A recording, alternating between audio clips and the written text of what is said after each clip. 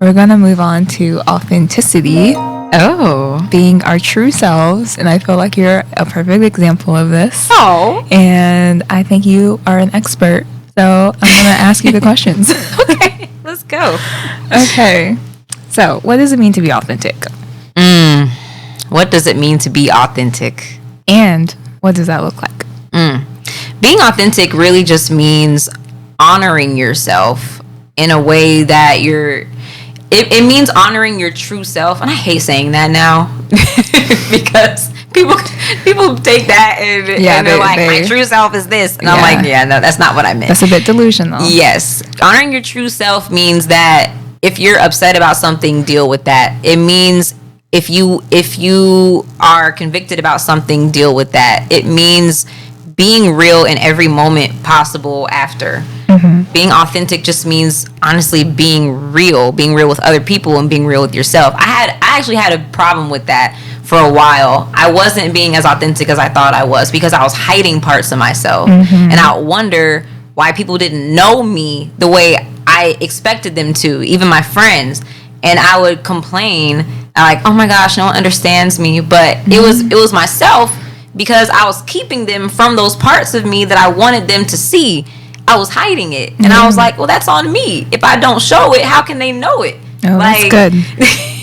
And so at that point, it was kind of like, okay, I'm not being authentic. I'm not being myself. I'm not expressing the wants and needs and desires of Mirakle. And so I have to be honest about those things. And that really just means communicating that, whether that's with words, your body language, the way you look, and that's pretty much what it looks like too. Because when you're authentic, you have this weight lifted off of you because you're not trying to quickly conjure up a story in your head and change things about yourself to fit whatever narrative is happening at the time. Like you're not, I don't know. Let me give an example, I guess. It's kind of like you are owning your feelings, and you're not taking responsibility for anybody else's. And it kind of looks like just you being present where you are and allowing people to be present where they are too. And so that could mean that maybe one day you're not feeling your best, looking your best, so you're just there. That's okay. You're still being authentic. You're still there. And even by communicating that with people, they'll understand how to approach you that day. They just will, instead of you hiding it or being upset with everyone because they are supposed to just read your mind and know that you're feeling upset today. Or, you're just trying to hide everything and not let them see what the actual problem is. By saying like, look guys, I'm just not feeling it today. I'm sorry. I'm trying not to come off as snappy. They'll be like, oh, no, it's okay. We understand. If you want to, go in the corner or whatever and hang out, go ahead. Like, thank you, guys. I appreciate you. And so it kind of just looks like that. And you feel like I said, you feel like a weight lifted off of you, because it's kind of like I said, you don't have to put on a mask and be like, okay, I got to come in here and pretend everything's okay and then get mad at everyone in here because they think I'm okay. Like, that really doesn't make sense when you think about it. And so that's pretty much what it looks like. It just means honoring your true self and what that looks like at every moment. And people try so hard to find their authenticity today by looking externally at all these things and being like, I need to go out there and find myself. I need to go out there and find the career path that works best for me. I need to go out there and find the perfect husband or perfect wife that'll fit me or whatever. And that's really not how it works, because you are who you are in that moment, like I said. And so by trying to reach out externally, you're not looking internally at what you're missing, which is probably God, to be honest. That's usually what it is. That's usually what it is, because you're looking externally to fill that gap. Saint Augustine in year 400 AD said, there is a God-shaped hole in every person. Oh, that's real. Yeah. And it's so true, because again, people are out there looking for their authenticity. They're looking for themselves. And when you go into the word, you find that, because you find that you are a literal reflection of your creator. And knowing that and understanding that and coming to terms with that is like, wow, you get overwhelmed at the thought, because you're like, man, you thought enough of me to make me Like you? That's Right. crazy. That's crazy. Wow. Like, I'm even getting emotional about it now because I'm just like, that's insane to me. Yeah. That's insane. Even just that thought alone.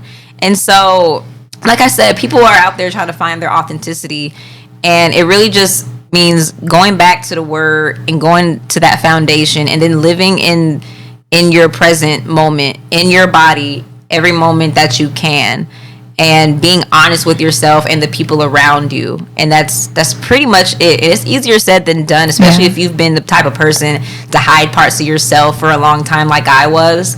But now that it's out, it's a practice. It's a practice, and it just takes practice. It just takes getting up every day and choosing to consciously say, okay, I'm feeling upset. I should probably tell my person that I'm upset, and it has nothing to do with them, so they don't think that it has anything to do with them. I'm just upset today because of whatever, and maybe I'll just try to figure out why I'm upset, you know. And so, and that's okay. That's it. That's really it. And again, it's a practice. Yeah. Something you touched on was, once we go back to the Bible, go back to filling our God hole, that's when we turn more into our authentic self, which I completely agree with, because as we come into the alignment of God and God's will, that just naturally makes us who we were designed to be anyways. Exactly. So, I mean, that's a whole nother topic, but it makes me think of the whole femininity thing. Where it's like, women are out here acting masculine, but then if they were to just turn to God, surrender, and surrender, yes. I think a lot of problems would be solved, honestly, not gonna lie. Yeah, I do too. I really do. And I think that's why we're seeing the issues we see today. People don't know who they are. They don't know where they come from. And they're looking for that. But they're looking in all the wrong places. And it's like, I feel so comfortable now because I'm no longer trying to find my purpose. I'm no longer trying to find the perfect job, the perfect husband, the perfect whatever, or use those external things to fulfill me. I just ask God, place in my heart the things that you desire of me, and help me desire the things that you desire of me. And that's it. There's so much peace in that too. It really is, because you can just sit in it and understand and know that you're good and you're kept, and you don't have to go out there and find anything. Whatever the Holy Spirit places in your heart that aligns biblically, that's it. That's all you have to do. And I guess that's why he says obedience is better than sacrifice, because people have a hard time being obedient now. And so, yeah.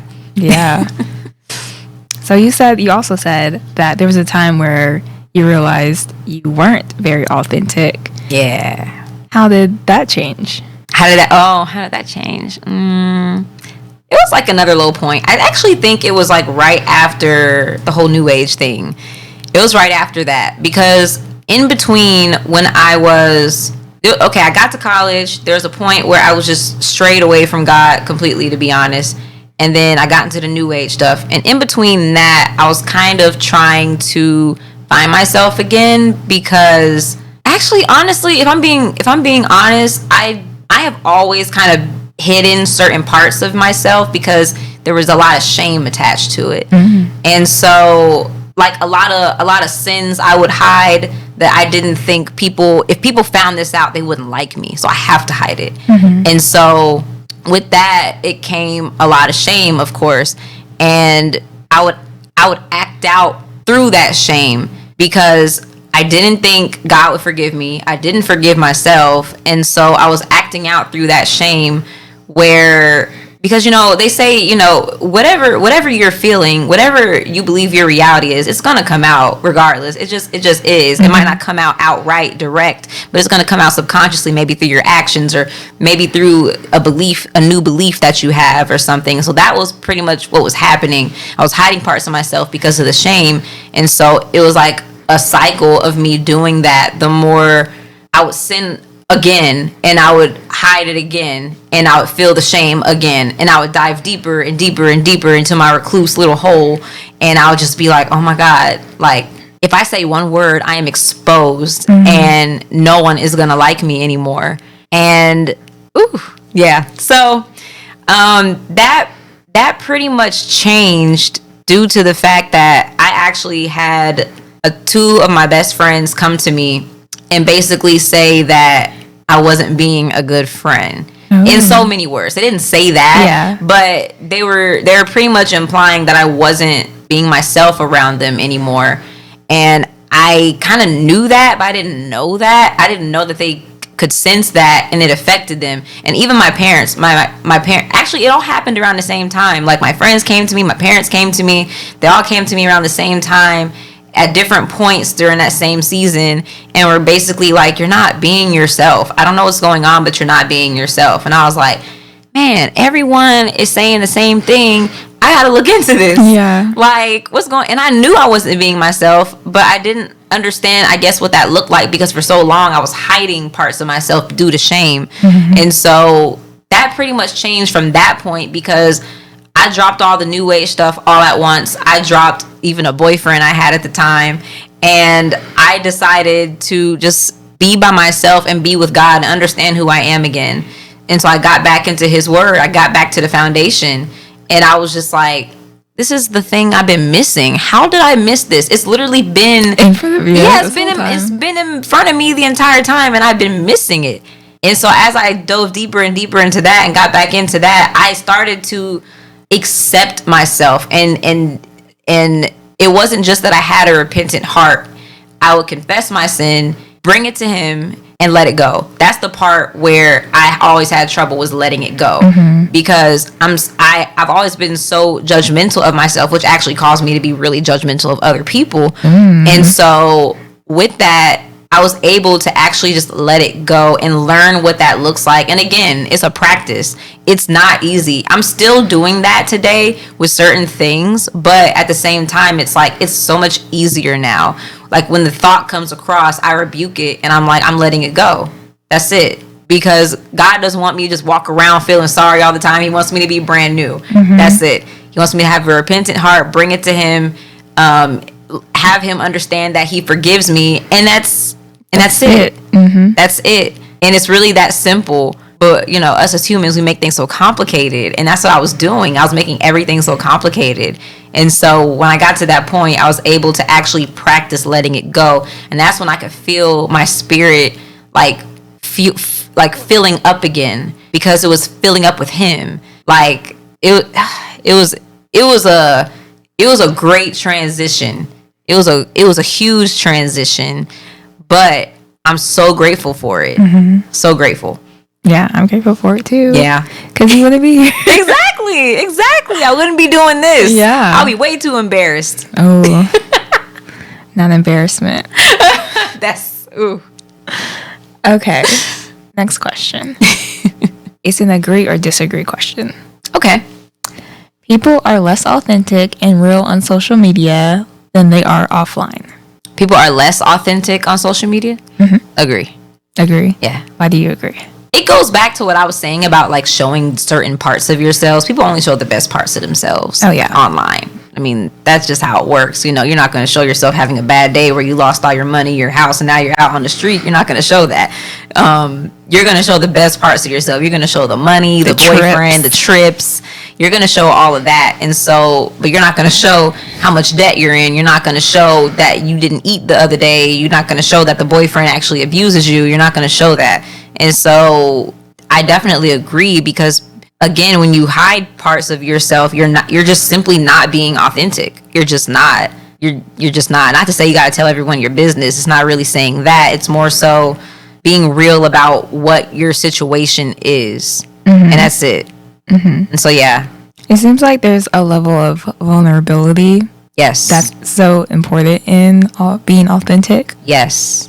And going back to the social media thing, if most people are on social media and most people aren't showing who they really are, and then that carries on into your real life. Yep, because it does. That's a big problem. That's a big issue. It's huge, and that's why people have social anxiety. Yeah. Because they're showing parts of themselves online, but then they get around actual people, and then they're like, oh my gosh, I can't edit this.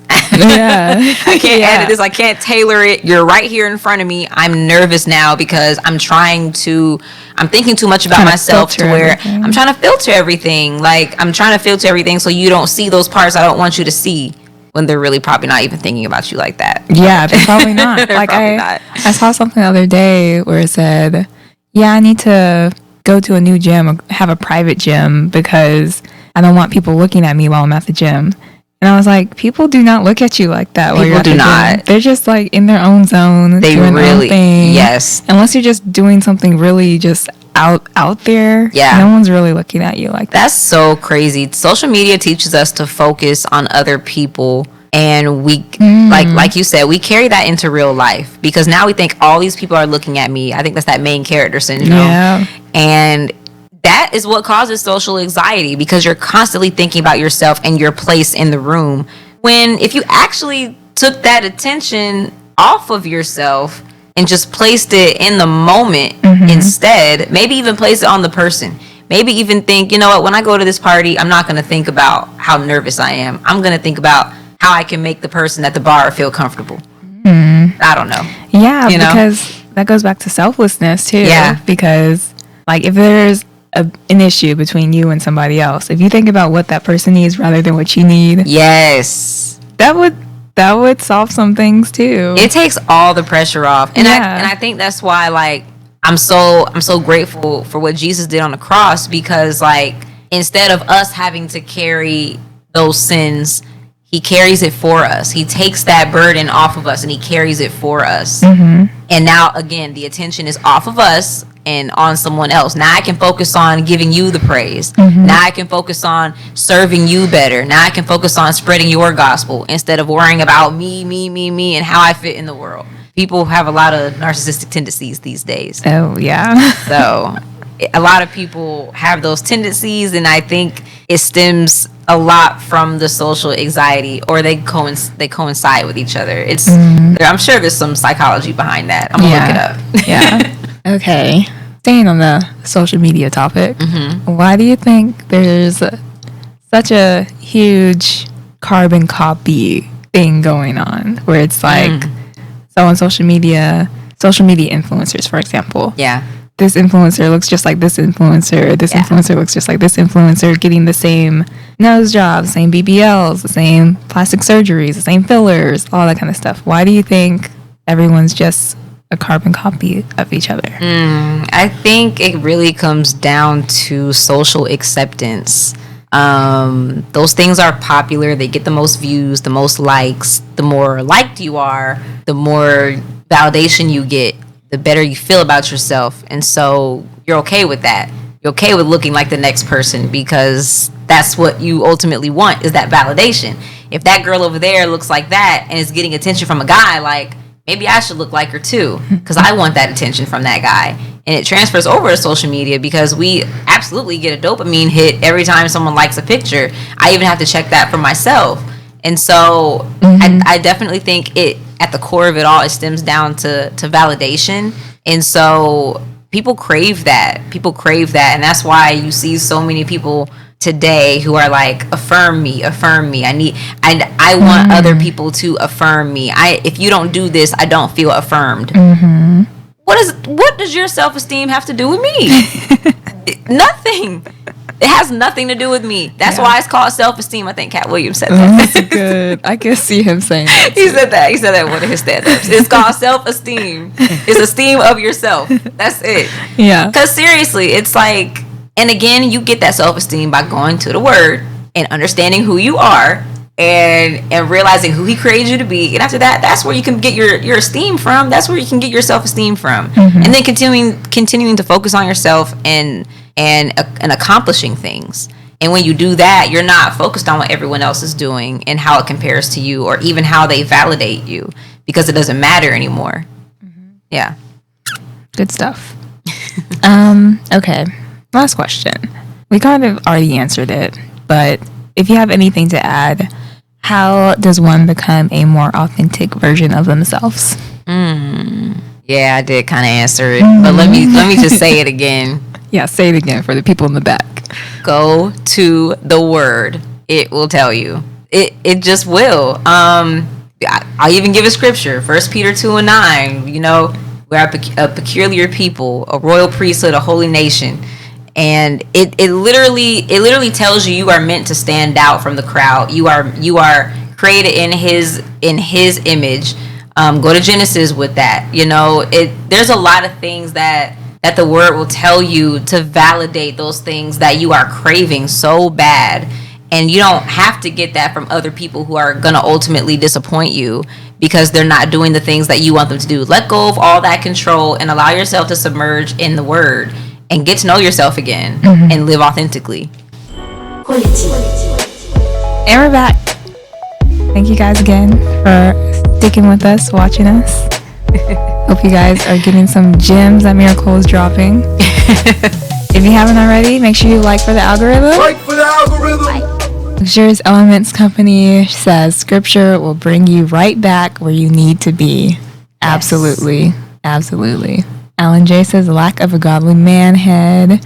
Fathers aren't in the house. Ooh, that's a whole nother topic right there. That's a whole nother topic, but yes. You guys should do that topic. I was just thinking that.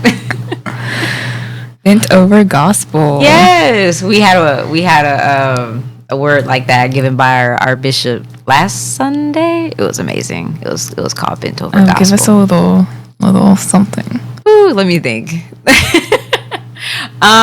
Basically, we need to have the gospel in our heads and in our hearts enough to where we're able to communicate with everybody. And that's pretty much what it comes down to. Yeah, that's good.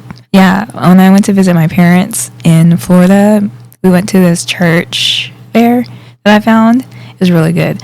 And he basically said the same thing. He was like, you need to not only just read it, and in order to practice it, you need to know it. Yes. And then to know it, you got to memorize it. Yep. And let it seep in. Yep. So, yeah. Yes. Aunt Cindy says, a very good topic and love the transparency. Young Christians need to have these questions answered before they venture out to college or their adult lives. I agree. Me too. Hands down.